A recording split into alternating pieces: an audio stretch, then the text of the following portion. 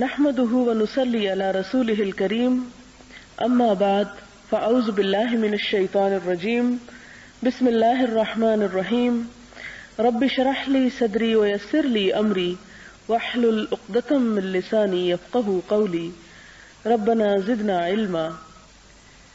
باب فضل الجوع وخشونة العيش والاقتصار على القليل من المأكول والمشروب والملبوس. بھوکا رہنے اور زہد کی زندگی بسر کرنے، کھانے پینے وغیرہ میں کم از کم پر اکتفا کرنے اور مرغوب چیزوں سے کنارہ کش رہنے کی فضیلت کا بیان۔ قال اللہ تعالی فخلف من بعدهم خلف اضاعوا الصلاة واتبعوا الشهوات فسوف يلقون غيا الا من تاب وآمن وعمل صالحا فأولئك يدخلون الجنة ولا يظلمون شيئا. وقال تعالى فخرج على قومه في زينته قال الذين يريدون الحياة الدنيا يا ليت لنا مثل ما أوتي قارون إنه لذو حظ عظيم. وقال الذين أوتوا العلم ويلكم ثواب الله خير لمن آمن وعمل صالحا. وقال تعالى ثم لتسألن يومئذ عن النعيم. وقال تعالى من كان يريد العاجلة عجلنا له فيها ما نشاء لمن نريد ثم جعلنا له جهنم يصلاها مذموما مدحورا. والآيات في الباب كثيرة معلومة. قرآن پاک میں اللہ تعالیٰ کا ارشاد ہے، پھر ان کے بعد چند ناخلف ان کے جانشین ہوئے جنہوں نے نماز کو چھوڑ دیا، یعنی اسے کھو دیا اور خواہشات نفسانی کے پیچھے لگ گئے، سو ان قریب ان کو گمراہی کی سزا ملے گی. ہاں جس نے توبہ کی اور ایمان لایا اور عمل نیک کیے تو ایسے لوگ جنت میں داخل ہوں گے اور ان کا ذرا نقصان نہ کیا جائے گا. سورۃ القصص میں فرمایا، تو ایک روز قارون بڑی آرائش اور ٹھاٹھ سے اپنی قوم کے سامنے نکلا. جو لوگ دنیا کی زندگی کے طالب تھے کہنے لگے کہ جیسا مال و متاع قارون کو ملا ہے کاش ایسا ہی ہمیں بھی ملے، وہ تو بڑا ہی صاحب نصیب ہے. اور جن لوگوں کو علم دیا گیا تھا وہ کہنے لگے کہ تم پر افسوس، مؤمنوں اور نیکوکاروں کے لیے جو ثواب خدا کے ہاں تیار ہے وہ کہیں بہتر ہے. نیز فرمایا، پھر اس روز تم سے شکر گزاری کی نعمت کے بارے میں پرسش ہوگی. سورۃ الاسراء میں فرمایا، جو شخص دنیا کی آسودگی کا خواہش مند ہو تو ہم اس میں سے جسے چاہتے ہیں اتنا دے دیتے ہیں اور جتنا چاہتے ہیں جلد دے دیتے ہیں. پھر اس کے لیے جہنم کو ٹھکانہ مقرر کر رکھا ہے جس میں وہ مذمت زدہ اور دھتکارا ہوا ہو کر داخل ہوگا. اس مضمون کی آیات کثرت کے ساتھ قرآن پاک میں موجود ہیں. یہ 5 آیات جو آپ کے سامنے رکھی گئی یہ ریاض الصالحین کے باب نمبر 56 سے ہیں. اس میں پہلی آیت میں یہ بتایا گیا کہ بعد میں آنے والے ایسے لوگ جانشین ہوئے جنہوں نے نماز کو کھو دیا. نماز کو کھونا، جیسا کہ آپ جانتے ہیں کہ نماز دین کا ستون ہے، اور اگر کوئی شخص نماز کی پابندی نہیں کرتا اور نماز کو کھو دیتا ہے یعنی نماز ادا نہیں کرتا تو وہ دراصل دین کی ایک بنیاد یا دین کی عمارت کو نقصان پہنچاتا ہے. اور جب کوئی عمارت کمزور ہو جاتی ہے تو اس کے باقی حصوں کو گرانا آسان ہو جاتا ہے. لہذا اگر کسی شخص کی نماز میں خلل آ جائے، وہ صحیح طور پر ادا نہ ہو، تو اس کا مطلب یہ ہے کہ اس نے دین کے باقی حصوں کو بھی آسانی کے ساتھ کھو دیا، یا اس کا باقی دین بھی ایک کے بعد پھر ایک ضائع ہوتا چلا گیا. یہی وجہ ہے کہ نماز کو مومن اور کافر کے درمیان فرق بتایا گیا، اور نماز کا ترک کرنا کافرانہ کام میں سے ایک کام بتایا گیا جس کے بارے میں آتا ہے کہ من ترک الصلاۃ متعمدا فقد کفر، جس نے نماز جان بوجھ کر چھوڑی اس نے در حقیقت انکار کیا، گویا ایک طرح سے کفر کیا.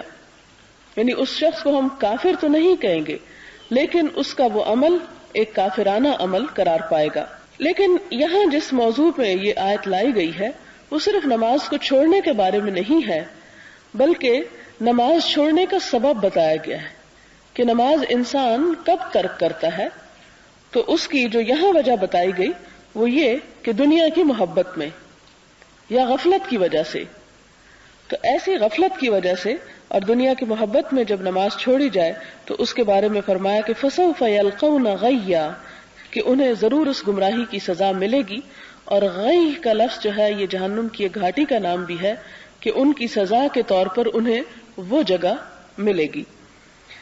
پھر فرمایا کہ ہاں جو توبہ کر لے، یعنی اگر نماز جیسا فعل بھی چھوڑنے کے بعد اس ریئلائز کرے اور اسے خیال آ جائے کہ میں غلط کام کر رہا ہوں اور پھر وہ اللہ تعالیٰ کی طرف رجوع کر لے تو ایسی صورت میں اس کو اللہ تعالیٰ معاف کر دیں گے. وَآمَنَ وَعَمِلَ صَالِحًا، اور پھر نیک عمل کرتا چلا جائے، کیونکہ توبہ کے لیے شرط یہ ہے کہ جس گناہ سے انسان معافی مانگے پھر اس گناہ کا ارتکاب دوبارہ نہ کرے بلکہ اس کی جگہ پر نیک عمل کر کے اسے کمپنسیٹ کرے. پھر فرمایا کہ ایسے لوگ ذرا برابر بھی ظلم نہ کیے جائیں گے. دوسری آیت جو ہے وہ قارون کے بارے میں ہے. قارون جیسا کہ آپ جانتے ہیں کہ دنیا کا امیر ترین انسان تھا، جس کے اتنے بڑے خزانے تھے کہ جن خزانوں کی کنجیاں ایک اونٹوں کی ایک بڑی جماعت اپنے اوپر اٹھاتی تھی. یعنی کہا یہ کہ مال و دولت اٹھانے کو کہا جائے نہیں، وہ صرف چابیاں. آپ دیکھیں کہ بعض اوقات تالے زیادہ لگ جائیں تو کی رنگ بھاری ہو جاتا ہے، تو وہ ایک کی رنگ زیادہ سے زیادہ بہت سی جگہوں کو سنبھالنے کے لیے کافی ہوتا ہے. لیکن آپ اس سے اندازہ لگا سکتے ہیں قارون کی دولت کا کہ اس کے پاس کیا کچھ نہ ہوگا کہ جس کی صرف کنجیاں انسان نہیں اٹھا سکتے تھے بلکہ اونٹوں کی ایک جماعت پہ لادنی پڑتی تھی ایک جگہ سے دوسری جگہ لے جانے کو. ظاہر ہے کہ انسان جب گھر سے نکلتا ہے تو عموماً اپنی کنجیاں ساتھ لے کے نکلتا ہے. تو قارون بھی جب ایک جگہ سے دوسری جگہ سفر کرتا ہوگا تو نہ صرف یہ کہ خود اور اس کا مال و اسباب میں سے خدم حشم بلکہ اس کے ساتھ جو اس کی چابیاں اور کنجیاں تھی خزانوں کی وہ بھی ساتھ لد کے جاتی تھی. اب یہ کہ جب وہ اس حال میں نکلتا تھا فخرج علی قومہ، اپنی قوم کے سامنے جب آتا تو ایک دن ایسے ہی وہ نکلا تو جو لوگ دنیا کی محبت میں گرفتار تھے وہ اسے دیکھ کر بہت حسرت سے کہنے لگے اے کاش ہمیں بھی وہی ملتا جو قارون کو دیا گیا. لیکن اس کے برعکس جن لوگوں کے پاس علم تھا، جو علم کو دولت سمجھتے تھے، وہ کہنے لگے خدا سے ڈرو، ویلکم، تمہارا ناس ہو، ثواب اللہ خیر، اللہ کا ثواب زیادہ بہتر ہے، اللہ کی طرف سے ملنے والا بدلہ اس دنیا کی دولت سے کہیں زیادہ اچھا ہے. لیکن وہ کس کے لیے ہے؟ لمن آمن و عمل صالحا، جو ایمان لائے اور نیک عمل کرے. یعنی تم مال کی حرص میں مبتلا ہو کر نیک عمل کو نہ چھوڑو بلکہ وہ کام کرو کہ جس سے تم آخرت میں ان خزانوں کے حقدار ہو جاؤ. پھر سورۃ الہاکم التکاثر کی آیت ہے جو آپ سب نے بہت کثرت سے پڑھی بھی ہوگی نمازوں میں کہ ثم لتسألن یومئذ عن النعیم، پھر ضرور تم سے پوچھا جائے گا اس دن نعمتوں کے بارے میں کہ دنیا میں انسان کو جو کچھ عطا ہوا اس کے بارے میں اس سے سوال کیا جائے گا. سوال پھر کس چیز کا کیا جائے گا؟ کیا سوال ہوگا کہ میں نے تمہیں یہ نعمتیں دی تھی یا نہیں؟ نہیں، یہ نہیں ہوگا.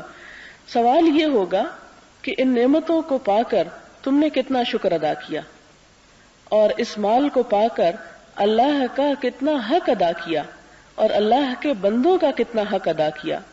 اس لیے کہ مال کو تو خیر کا لفظ دیا گیا قرآن پاک میں کہ یہ خیر ہے، بھلائی ہے، لیکن یہ مال کب خیر بنتا ہے؟ جب اس میں سے اللہ کا اور بندوں کا حق ادا کر دیا جائے. پھر اس کے بعد اگلی آیت میں کہ من کان یرید العاجلہ، جو شخص جلدی ملنے والی نعمتیں چاہتا ہے، مراد ہے دنیا، عجلنا لہ فیہا ما نشاء، تو ہم اس کو اس میں جتنا چاہتے ہیں جلدی دے دیتے ہیں. لمن نرید، جس کے لیے چاہتے ہیں، یعنی ضروری نہیں کہ جو مانگے اسے دے ہی دے اور جتنا وہ مانگے اتنا ہی دے دیں، یعنی دونوں چیزوں میں ہم اپنی مرضی سے دیتے ہیں، جتنا چاہتے ہیں دیتے ہیں اور جس کو چاہتے ہیں دیتے ہیں.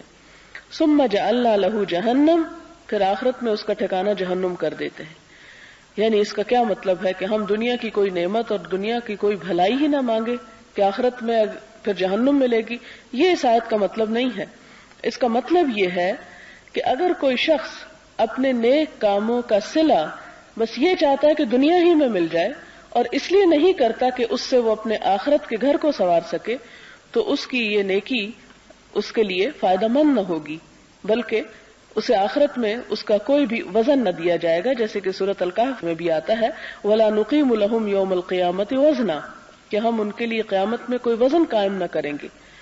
یعنی نیت کی خرابی کی وجہ سے اگر انسان کسی نیک عمل کو اس لیے کرتا ہے کہ دنیا میں اس کی شہرت ہو جائے اور دنیا میں اس کو اس کا اچھا بدلہ مل جائے، تو اس کے لیے پھر آخرت میں کوئی جزا نہ ہوگی۔ پھر اس کے بعد فرمایا کہ ہم اس کے بعد اس کو جہنم میں ذلیل و خوار کر کے ڈالیں گے۔ اس سلسلے کی اب احادیث آپ کے سامنے ہیں۔ پہلی حدیث ہے وعن عائشة رضی اللہ عنہا قالت ما شبع آل محمد صلی اللہ علیہ وسلم من خبز شعیر یومین متتابعین حتی قبض متفق علیہ۔ وفي رواية ما شبع آل محمد صلى الله عليه وسلم منذ قدم المدينة من طعام البر 3 ليال تباعا حتى قبض۔ حضرت عائشہ بیان کرتی ہیں کہ آل محمد صلی اللہ علیہ وسلم نے پے در پے 2 دن جو کی روٹی شکم سیر ہو کر نہیں کھائی، یہاں تک کہ رسول اللہ صلی اللہ علیہ وسلم فوت ہو گئے۔ اور ایک اور روایت میں ہے جب سے آپ مدینہ میں تشریف لائے، آپ کے فوت ہونے تک آل محمد صلی اللہ علیہ وسلم نے گندم کی خوراک پے در پے 3 دن تک پیٹ بھر کر نہیں کھائی، یعنی ہمیشہ صرف اتنا کھاتے کہ اس کے بعد بھی بھوک باقی رہ جاتی، اور اسی چیز کی تلقین بھی کی گئی۔ اور آپ دیکھیں کہ یہی ان کی صحت کا بھی راز تھا، کیونکہ حضور صلی اللہ علیہ وسلم کو ہدیے میں ایک بادشاہ نے ایک طبیب بھیجا، وہ 6 مہینے تک ان کے پاس رہا اور 6 مہینے میں ایک بھی بیمار اس کے پاس نہیں گیا۔ تو وہ بہت حیران ہوا کہ تم کیسی قوم ہو کہ جس میں کوئی شخص بیماری نہیں پڑتا۔ تو انہوں نے کہا کہ ہم وہ قوم ہیں کہ جب کھاتے ہیں تو ابھی بھوک باقی ہوتی ہے کہ کھانا چھوڑ دیتے ہیں۔ اور یہ ایک بہت بڑی حقیقت ہے کہ جتنا پیٹ بھر کر کھایا جائے اتنا ہی اس غذا کو ڈائجسٹ ہونے میں اور جسم کا حصہ بننے میں دقت پیش آتی ہے، اور وہی غذا پھر فساد کا شکار ہو کر جسم کو صحت مند خون دینے کی بجائے طرح طرح کی بیماریاں تحفے میں دیتی ہے۔ لہذا بظاہر دیکھنے میں تو یوں نظر آتا ہے کہ جیسے ان پر بڑی سختی تھی، لیکن حقیقت یہ ہے کہ جب انسان کی صحت اچھی ہوتی ہے تو وہ دنیا کی ہر چیز کو انجوائے بھی کر سکتا ہے۔ پھر ایک اور بڑی بات یہ کہ ابتدائی سالوں میں اگرچہ مسلمانوں پر حالات تنگ بھی تھے، شاید اس وجہ سے بھی نہیں کھاتے تھے، لیکن بعد میں جب خیبر فتح ہو گیا اور بے شمار فتوحات پے در پے ہونے لگی تو حضور صلی اللہ علیہ وسلم کے زمانے میں ہی خوشحالی آئی مسلمانوں میں، لیکن اس خوشحالی کے باوجود انہوں نے اپنی زندگی کی روٹین نہیں بدلی، انہوں نے اپنا طریقہ کار نہیں بدلا، اور یہی وجہ ہے کہ انہوں نے دنیا میں بہترین مثالیں چھوڑی۔ ہمارے ہاں عموماً جب ہم اسلام کے اتباع کی بات کرتے ہیں تو نماز روزے کی حد تک، لیکن ایسے اعمال جو ہیں حضور صلی اللہ علیہ وسلم کی زندگی کے کھانے پینے کے بارے میں جو ہیبٹس ہیں، یہ بھی ہمارے لیے ایک سنت ہے اور ایک بہترین نمونہ ہے، اور ان کو فالو کرنے میں بھی ہمیں بہترین اجر ہے۔ اب آپ دیکھیں کہ 2 چیزیں ہیں، ایک تو یہ کہ ہم صرف خالصتاً اپنی صحت کے نقطہ نظر سے کھانا پینا کم کر دیں، اور دوسرا یہ کہ سنت کے اتباع میں کم کریں کہ اللہ کے رسول صلی اللہ علیہ وسلم بھی ایسا کرتے تھے۔ تو دوسری صورت میں جب نیت یہ ہو تو اس میں اس بھوک کے کاٹنے اور اس ڈائٹنگ میں بھی اجر ہے، اور وہ بھی ایک ثواب کا کام ہو جاتا ہے جب انسان اللہ کے رسول صلی اللہ علیہ وسلم کے اتباع میں یا اللہ تعالیٰ کی رضا میں کوئی کام کرتا ہے۔ ورنہ بیماریوں کے ڈر سے تو بہت کچھ چھوڑا جا سکتا ہے، لیکن اگر کوئی شخص واقعی خدا کی خاطر، اس کے رسول کی خوشنودی کی خاطر کوئی قربانی دیتا ہے تو وہی دراصل اجر و ثواب کا باعث بنتی ہے۔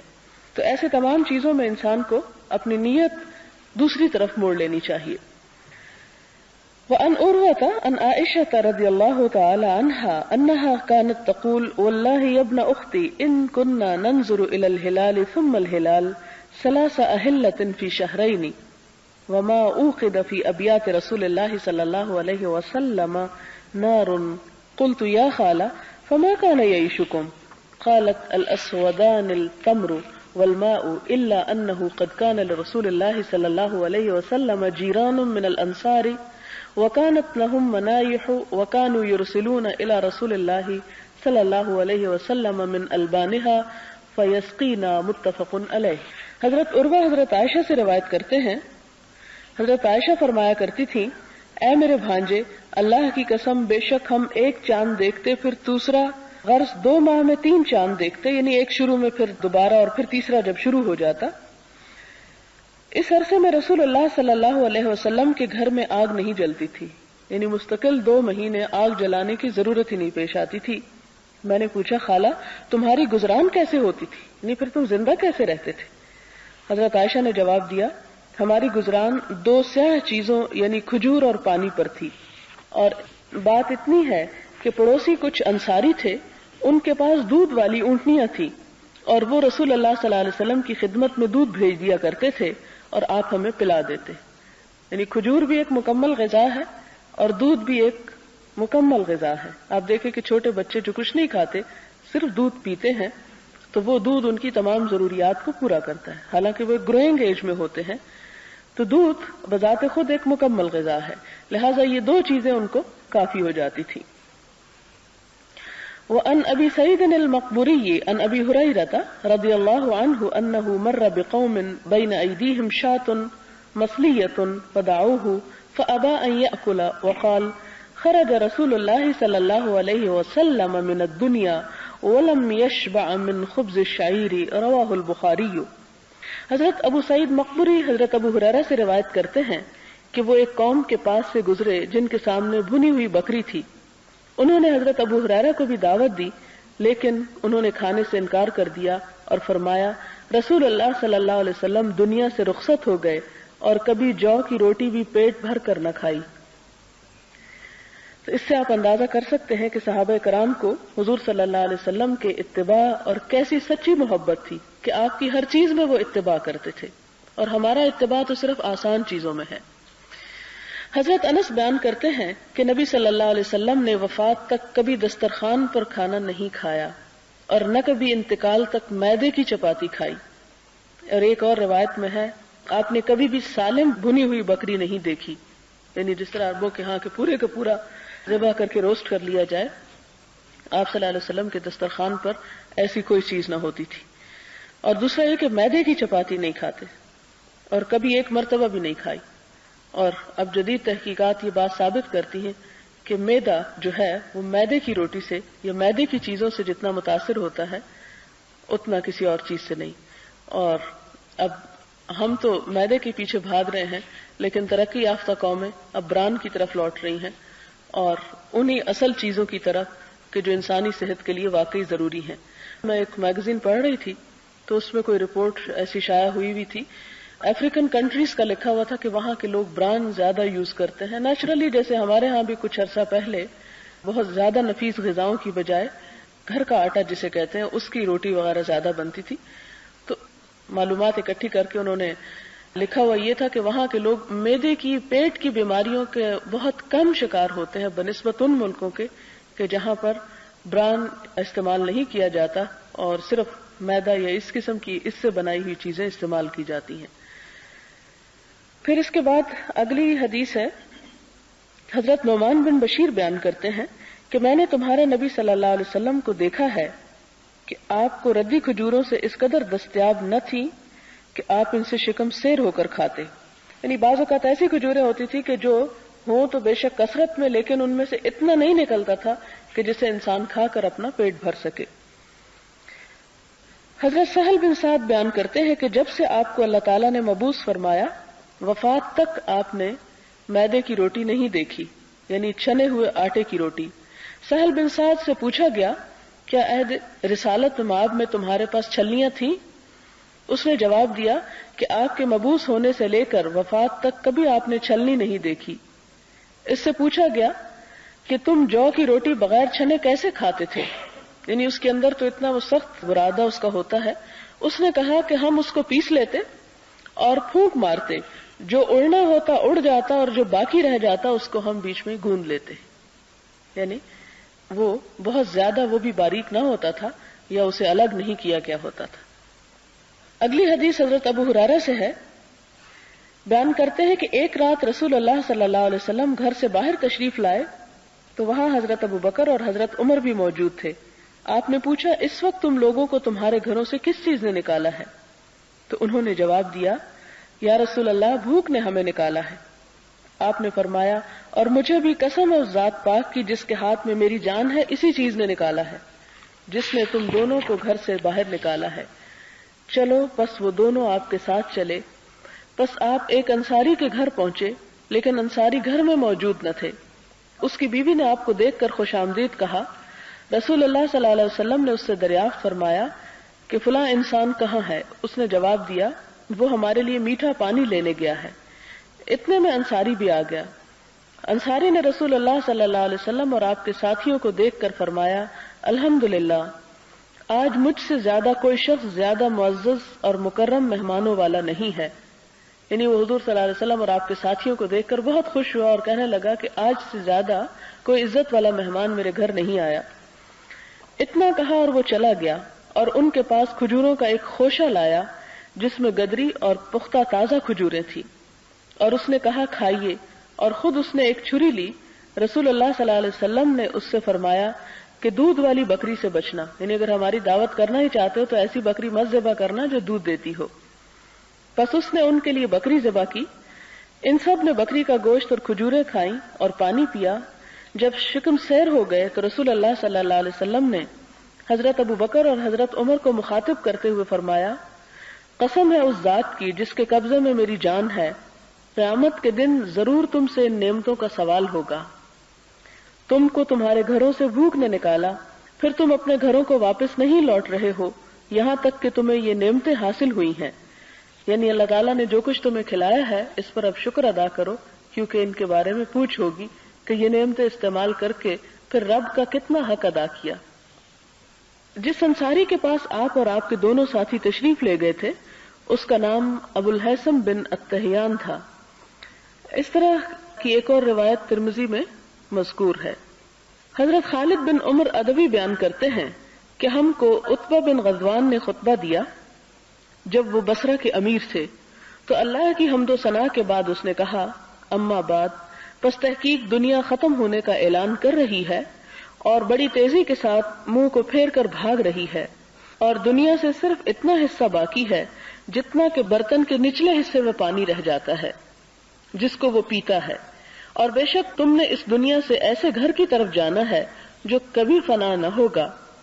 بس جو چیز تمہارے پاس بہتر ہے اس کو لے کر اس جہان کی طرف انتقال اختیار کرو اس لیے کہ ہمیں بتایا گیا ہے کہ جہنم کے کنارے سے پتھر پھینکا جائے گا اور وہ جہنم میں 70 سال تک نیچے جاتا رہے گا.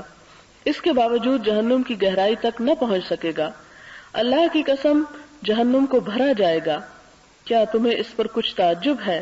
اور ہمیں بتایا گیا ہے کہ جنت کے دروازوں کے 2 کواڑوں کے درمیان یعنی 2 دروازوں کے درمیان 40 سال کی مسافت کے بقدر فراخی ہوگی. لیکن اس پر بھی ایک دن ایسا آئے گا جب وہ لوگوں کی بھیڑ سے بھرا ہوا ہوگا. میں نے اپنے آپ کو دیکھا کہ میں رسول اللہ صلی اللہ علیہ وسلم کے ساتھ 7 آدمیوں میں سے 7واں تھا.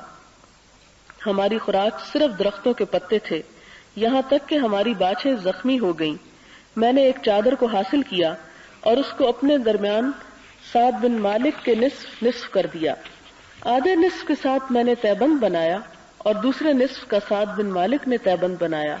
لیکن آج ہم میں سے ہر آدمی کسی نہ کسی شہر کا گورنر ہے اور میں اللہ پاک کے ساتھ پناہ مانگتا ہوں کہ میں اپنے آپ کو بڑا آدمی سمجھوں جبکہ اللہ کے ہاں حقیر ہوں.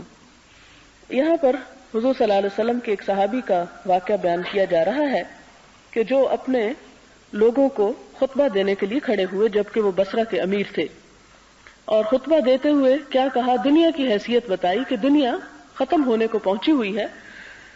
اور خاص طور پر حضور صلی اللہ علیہ وسلم کے زمانے کے بعد تو دنیا کی عمر بہرحال کم ہی ہے تو انہوں نے پانی کے برتن سے مثال دی کہ وہ برتن سارا ختم ہو چکا ہے اب نچلے حصے میں تھوڑا سا باقی ہے. یعنی دنیا زیادہ حصہ گزر چکا ہے اور آخری کچھ حصہ صرف باقی ہے. اور پھر یہ مثال اس لیے بھی دی کہ ہر ایک شخص یہ سمجھے کہ دنیا جلد از جلد ختم ہونے والی ہے اور سب کی واپسی جلد ہی اللہ کی طرف ہے، یعنی قیامت اب قریب ہے۔ پھر اس کے بعد انہوں نے کہا کہ آگے کیا ہے؟ جہنم اور جنت دو چیزیں ہیں۔ پہلے انہوں نے جہنم کا نقشہ کھینچا کہ جہنم انتہائی گہری جگہ ہے جہاں ایک پتھر پہنچنے کے لیے 70 سال چاہیے۔ پھر انہوں نے جنت کا نقشہ بھی کھینچا، اور جنت کا نقشہ اس طرح کھینچا کہ جنت کا ایک دروازہ اتنا بڑا ہے اور اتنا کھلا ہے کہ ایک طرف سے ایک کنارے سے دوسرے کنارے تک 40 سال کا فاصلہ ہے، یعنی اتنی وسعت ہے اس کے دروازے میں۔ اور ایک دن جہنم پہ بھی ایسا آئے گا کہ ساری بھر دی جائے گی، اور پھر جنت بھی اس حال میں دیکھی جائے گی کہ اس 40 سال کھلے دروازے کو بھی بھیڑ ہو جائے گی اور وہاں بھی لوگوں کا رش ہو جائے گا، یعنی جنت میں جانے والے بھی بہت سے لوگ ہوں گے۔ ظاہر ہے کہ دنیا کی ایک وقت میں آبادی اتنی ہے تو ہزاروں لاکھوں اور کروڑوں سال میں کتنے انسان ہیں، اور ان میں ہر دور میں سے، جیسے کہ سورۃ الواقعہ میں بھی آتا ہے کہ پہلوں میں سے بھی بہت ہوں گے اور پچھلوں میں سے بھی بہت ہوں گے، یعنی جنت میں جانے والے، تو ان کی طرف اشارہ ہے۔ اب دیکھیں کہ دونوں چیزیں سامنے سامنے ہیں، جہنم بھی بھری، جیسے قرآن پاک میں بھی آتا ہے یوم نقول لجہنم هل امتلأت وتقول هل من مزید، جس دن ہم جہنم سے کہیں گے کیا تو بھر گئی، اور وہ کہے گی کیا اور بھی ہے، یعنی اس میں بھی کثرت سے جانے والے ہوں گے اور جنت میں بھی کثرت سے جانے والے۔ اب ہم اس بات پر مطمئن ہو کر نہ بیٹھ جائیں کہ چونکہ جنت کا دروازہ بہت کھلا اور بہت کثرت سے جائیں گے اس لیے ہم تو کسی طرح گھس ہی جائیں گے۔ دوسری طرف اس طرف بھی دیکھنا چاہیے کہ جہاں اللہ تعالیٰ اس کو بھر دیں گے اور پھر وہ پوچھے گی کہ ابھی اور بھی ہے، تو میرے میں ابھی اور گنجائش موجود ہے، یعنی کوئی بھی مجھ سے بچ کے نہیں جا سکتا۔ تو یہ دراصل اسی چیز کی طرف اشارہ ہے کہ ایمان جو ہے وہ امید اور خوف دونوں کے درمیان ہے۔ انسان کسی بھی چیز کے بارے میں یقین سے نہیں کہہ سکتا کہ اس کا آخری ٹھکانہ دراصل کیا ہوگا۔ اپنے اعمال کے بارے میں بھی ہم کچھ نہیں کہہ سکتے کہ ہم جو کچھ کر رہے ہیں اس کے پیچھے کتنی خالص نیت ہے، کتنی اللہ کی محبت ہے، اور کتنا اس نیکی کے پیچھے نیت کی خرابی ہے، کیونکہ جو کام جتنے خلوص اور جتنی محبت سے کیا جائے اتنی ہی اللہ کے ہاں اس کی جزا زیادہ ہے۔ اور اس کو ہمارے پاس تو کوئی پیمانہ نہیں کہ ہم جج کر سکیں کہ آج ہم نے جو ظہر اور عصر کی نماز پڑھی اس میں خشوع و خضوع کتنا تھا اور کتنی وہ قبولیت کی جگہ قرار پائی اور کتنی اللہ تعالیٰ اس سے ناراض ہوئے۔ تو یہ سب کچھ تو وہیں جا کر کھلے گا، اس لیے انسان کو دنیا میں اللہ سے ڈرتے ہوئے ہی زندگی بسر کرنا چاہیے۔ پھر اس کے بعد وہ کہتے ہیں کہ رسول اللہ صلی اللہ علیہ وسلم کے ساتھ ہم 7 لوگ تھے، کسی موقع کی بات کر رہے ہیں، اور ہماری خوراک صرف درختوں کے پتے تھے، کچھ اور کھانے کو نہ تھا۔ اور ظاہر ہے کہ درختوں کے پتوں کے اندر جس قسم کا ذائقہ اور جس قسم کا کھردرا پن ہوگا اس کی وجہ سے وہ کہتے ہیں کہ کھانے سے ہمارے منہ زخمی ہو گئے۔ اور پھر کپڑے ہمارے پاس اتنے تھوڑے تھے کہ ایک چادر تھی اور اس کو ہم نے اپنے درمیان اور زساد کے درمیان آدھا آدھا ہم نے بانٹ لیا۔ یہ ساری مثالیں پڑھ کر سامنے یہ نظر آتا ہے کہ صحابہ کرام کتنے شکر گزار لوگ تھے، کتنے ان کے دل مطمئن تھے۔ ہمارے پاس سب کچھ ہوتا ہے، ہم پھر بھی ناشکری کرتے ہیں اور پھر بھی اس میں رہتے ہیں کہ ہمارے پاس تو کچھ بھی نہیں، اور اللہ تعالیٰ سے گلے شکوے جاری رہتے ہیں۔ جبکہ آپ دیکھیں کہ وہاں پر حال یہ ہے کہ پیٹ بھوکا ہے، اللہ کے رسول درمیان میں موجود ہیں، اور کوئی یہ نہیں کہتا کہ یا رسول اللہ صلی اللہ علیہ وسلم آپ کیسے رسول ہیں، آپ اتنا بھی نہیں اللہ تعالیٰ سے کر سکتے کہ ہمیں 2 وقت کا کھانا ہی پیٹ بھر کے دے دے۔ یہ نہیں، وہ اس لیے مسلمان نہیں ہوئے تھے کہ دنیا کے مفاد حاصل کر سکے، وہ اس لیے مسلمان ہوئے تھے کہ انہیں اللہ کی رضا چاہیے تھی۔ اور یہی دراصل ایمان ہے کہ انسان خوشحالی ہو یا تنگی، ہر حال میں خدا کی اطاعت اور شکر گزاری کے جذبات سے اس کا دل معمور ہو۔